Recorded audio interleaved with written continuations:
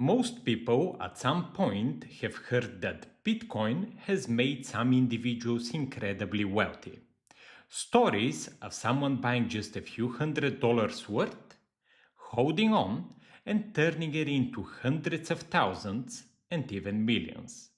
At the same time, there are just as many stories, if not more, about people who jumped in too late, bought when the price was high, and watched in disbelief as the value of their investment dropped by 60, 70, or even 80%. For many newcomers, Bitcoin seems chaotic. Exciting, yes, but also unpredictable, risky, and even random. But here's the part most people never explain clearly. Bitcoin's biggest price movements, the surges and the crashes, haven't just happened out of nowhere. They've been following a surprisingly consistent pattern based on something that's written directly into the core of how Bitcoin works. And once you understand that pattern, once you see the cycle clearly, you start to realize that the ups and downs of Bitcoin aren't as random as they seem. In fact, they can be tracked, analyzed, and even used in your advantage. So in this video, I want to walk you through what this cycle looks like, why it keeps repeating, and most importantly, how you can use it to make smarter decisions about when to buy, when to sell, and how to avoid getting caught in the hype of fear.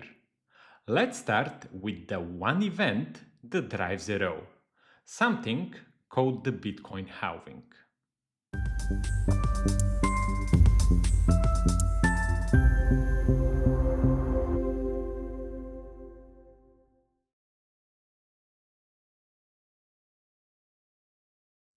To understand why Bitcoin behaves the way it does, we need to start with how new Bitcoin is created in the first place. Unlike traditional money, which can be printed in unlimited amounts by central banks, Bitcoin has a fixed supply. Only 21 million coins will ever exist. And those coins aren't just released all at once. They are introduced gradually through a process called mining. Mining is how new blocks are added to the Bitcoin blockchain. It's done by miners, people who use high powered computers to solve complex mathematical problems. When they successfully solve one, they are rewarded with new Bitcoin. This reward is how new coins enter circulation. But here's where it gets interesting. Built into Bitcoin's code is a rule. Every time 210,000 blocks are mined, which happens roughly every 4 years, the reward for mining a new block is cut in half. This event is known as the halving. So, for example, back in 2009 when Bitcoin first launched, miners were earning 50 Bitcoins for every block. 4 years later, that reward dropped to 25. In 2016, it halved again to 12.5. Then in 2020, it went down to 6.25. And most recently, in April 2024, the reward was halved once more to just 3.125 Bitcoins per block. Now, why does this matter for the price? Because when you reduce the number of new coins entering the market, especially when there's growing interest and demand, you create a situation where supply is shrinking, but the demand stays the same or increases. And when that happens, basic economics tells us prices tend to rise. Think of it like this. Imagine a limited edition product where the manufacturer cuts production in half, but more and more people are trying to buy it. What do you think happens to the price? Exactly. And this is why the Bitcoin halving has such a powerful effect. It doesn't just reduce supply, it creates a supply shock that historically has led to major price increases.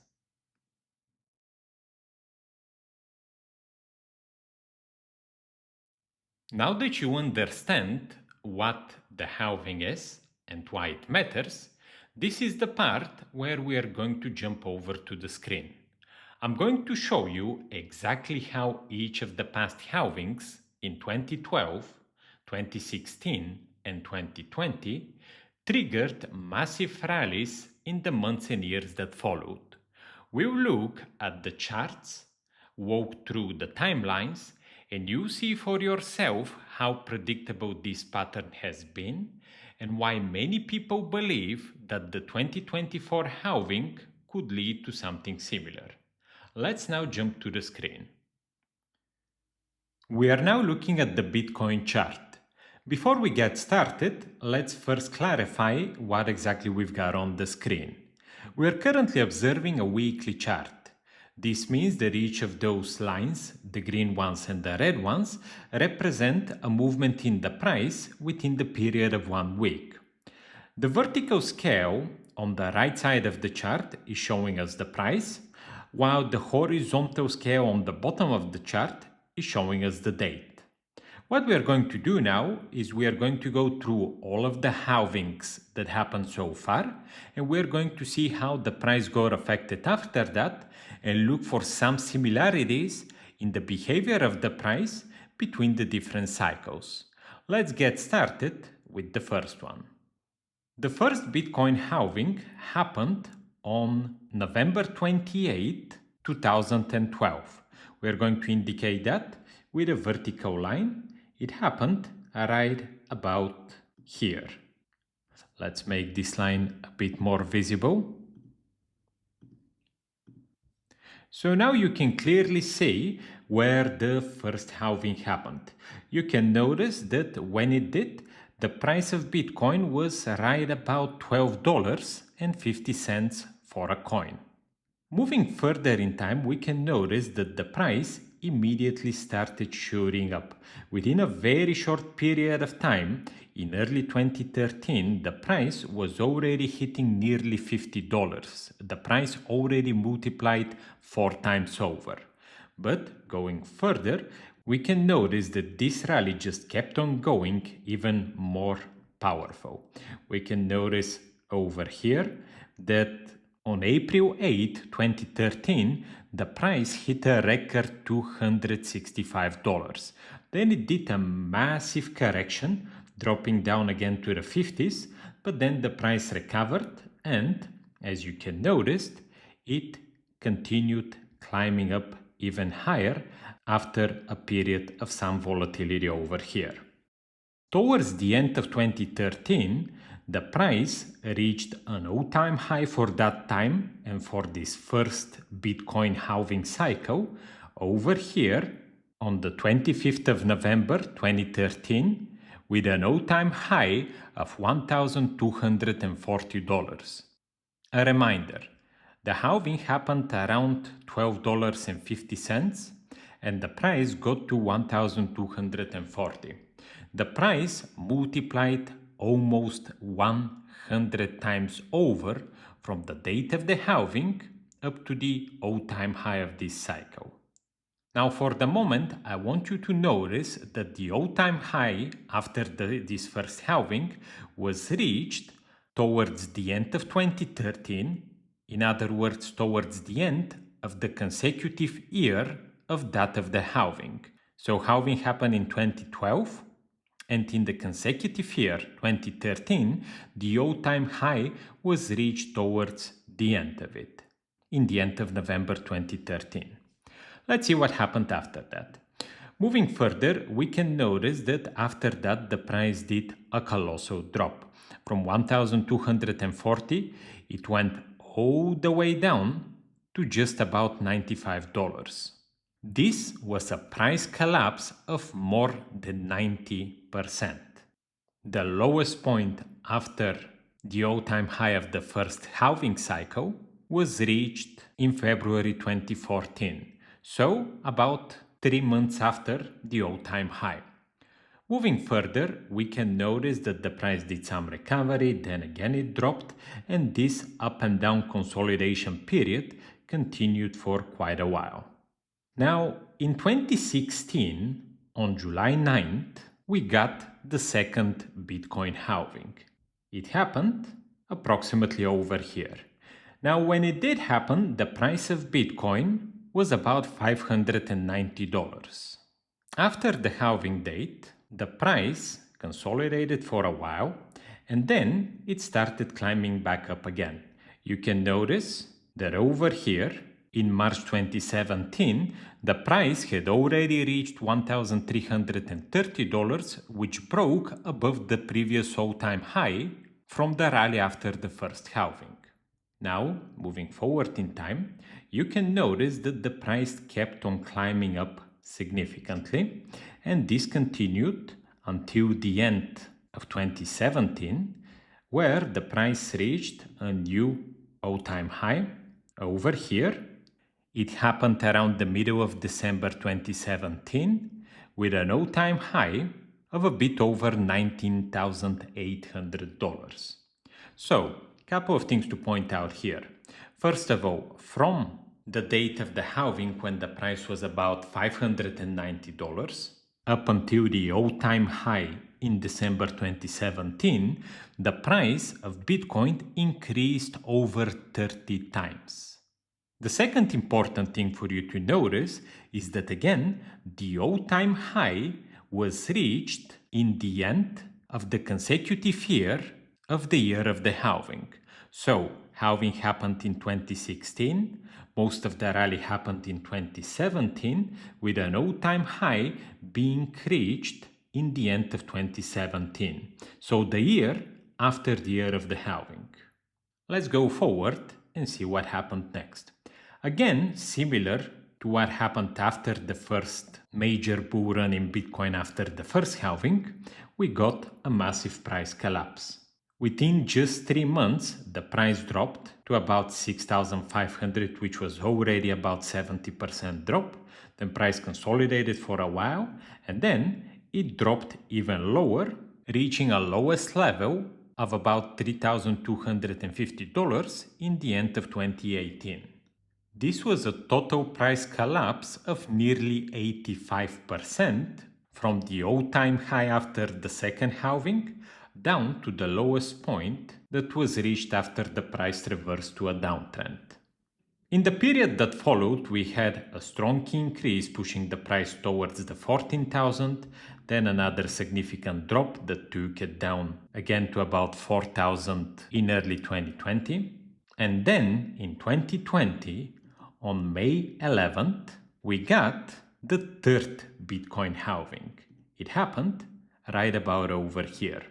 When it happened, the price was about $9,300. You can notice that the price didn't do much of an increase for a while, and then towards the fourth quarter of 2020, the rally began. The price started pushing up very hard. You can notice here in early December the price hit the resistance of the previous all-time high after the second halving, did a bit of a correction, and then shot up straight up. Within a very short period of time, in early 2021, the price was already sitting at nearly 42,000. Already nearly 2 times the previous all-time high. But as you can notice, this rally didn't stop there. The price kept on going up, and you can notice a high point being reached in April 2021 of close to 65,000. The price did a significant drop after that. It got down to below 30,000, which was a correction of over 50%. Then the price started climbing back up, and we got an all-time high after the third halving on November 8, 2021. This all-time high was approximately $69,000. 3 things to address here. The first one is the gain. From the date of the halving up to the all-time high after the third halving, the price increased roughly 7.5 times over. The second very important thing to point out is that again, for a third time in a row, the all-time high was reached towards the end of the year following the year of the halving. So we got the halving in 2020, the consecutive year was 2021, and we got the all-time high in November 2021. So 3 halvings so far, and in all of the 3 occasions, the all-time high is reached approximately around the same time. What followed, again, was a significant drop in the price. This descent continued until late 2022, where the price got to a lowest level of about 15,500. This was a crash of close to 80% from the all-time high after the third halving. From there on, the price started recovering bit by bit. You can even notice that towards the end of 2023 and beginning of 2024, the price had already recovered significant levels. On April 19th, 2024, we got the fourth halving. It happened approximately over here. When it did, the price of Bitcoin was about 65,000. What followed from there? A period of some consolidation. And then, in the end of 2024, in early November, after Donald Trump won the presidential elections, the price of Bitcoin shot straight up. Reason being that Donald Trump showed that he was pro-Bitcoin and pro-crypto in general during his presidential campaign. This led to a significant increase in the price, where Bitcoin reached about 109,000 in mid-December 2024. After that, there was some significant price correction down to about 75, and then the price shot up again, reaching a level of 112,000 in May 2025, which, as of the time of the recording of this video, is the highest price ever Bitcoin has reached. So now, what do those halvings really tell us? We can clearly observe a cyclical behavior in the price of Bitcoin in relation to the halvings. Few things have been consistent so far. In all of the 4 occasions Bitcoin went through the halving, we observed a massive price rally. In all of the first 3 bull runs following the halvings, most of the rally happened in the year following the year of the halving, and the all-time high was reached towards the end of that consecutive year. If we assume that the same is to repeat during this 4th Bitcoin bull run after the 4th halving, then we can expect for the price to continue growing in 2025 and for the all-time high to be reached somewhere within the window between mid-October 2025 and end of December 2025. Those cycles give us an idea not only to what extent we can expect the price to keep on increasing, but they also give us some reasonable understanding of when we should consider exiting. So, to answer the question if you should buy right now or wait, that would depend on your outlook and on your goals. If you want to benefit from a quick entry and exit within the next few months, then this may be a bit risky. Assuming that this cycle goes identical to the previous 3, then yes, there is still some up potential in the price, both for the price to go higher up in value and also from the perspective of time. But from another angle, we are already very deep within this cycle. It is possible that if you enter now, you might end up entering relatively close to the top just before the price turns to the downside. If that happens, first, the value of your investment can significantly depreciate, and second, it might be several years before your investment recovers, assuming that this cyclical movement continues the same way it's been going so far. So having that said, there is one final thing to take in consideration. The cyclical behavior of Bitcoin has been very precise so far, but nothing guarantees that Bitcoin is going to continue moving the exact same way. With institutional exception and regulatory clarity, the price growth of Bitcoin might become more stable. So, what does that really mean? It is possible that in the long term perspective, the proportionate growth of Bitcoin may slow down, but it might also become more steady, meaning that the price of Bitcoin can continue growing up steadily without experiencing colossal corrections of 80-90% as it did in the past. Of course, this is just a speculation and we cannot be sure what exactly it's going to do. But here, I'm going to take you back to what I said just a couple of minutes ago. Whether you should enter now or not depends on your perspective. If you're planning to enter and exit within the next few months, then it may be risky. But if you are entering for the long term and you want to see your investment growing within the next few years, then no matter if Bitcoin is going to continue going up for another few months, then go through a significant correction, and then climb back up after several years on the next halving, or if the price is going to continue growing in a more steady fashion without that big of a correction, either way, eventually your investment can turn on a profit. So, before you decide what you want to do now, sit down and ask yourself if you're here for a quick gain or are you staying for the long run.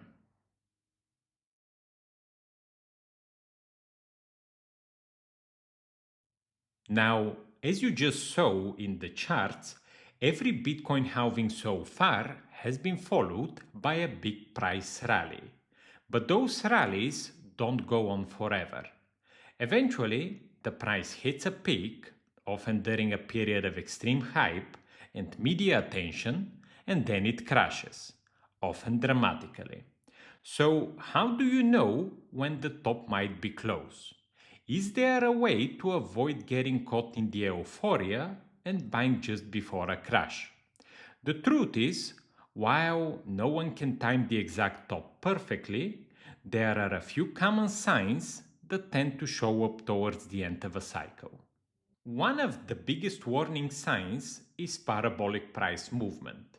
When Bitcoin starts going up extremely fast in a short amount of time, especially after months of slow and steady growth.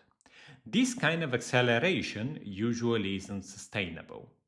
Another indicator is extreme greed in the market. If you see people who've never cared about crypto suddenly asking how to buy, or if social media is full of people calling for a 1 million Bitcoin tomorrow, that kind of sentiment often shows up near the top. You can also look at on chain metrics like wallet activity, miner behavior, or large holders, also called whales, starting to move their coins to exchanges. That often signals that smart money is preparing to sell. Again, these aren't guarantees, but they're useful tools that can help you avoid buying into the hype when the market is already overheated.